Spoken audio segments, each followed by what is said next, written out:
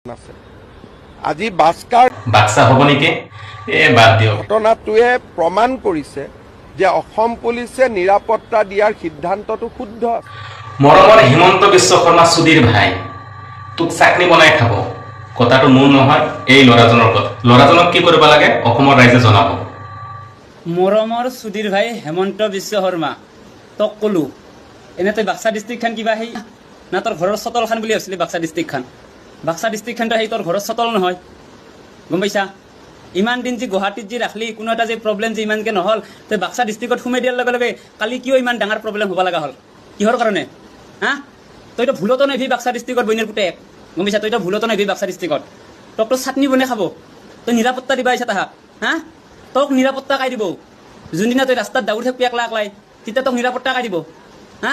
তোক নিৰাপত্তা দিয়াৰ কাৰণে কোনো হবাৰ নহয় তই গম পাবি ভিডিঅ'টো যদি ভাল লাগে হেমন্তৰ ওচৰত শ্বেয়াৰ কৰি দিব গাইছ 1 নম্বৰ জহৰা আছে এই চুট মাৰানিৰ পোৱালি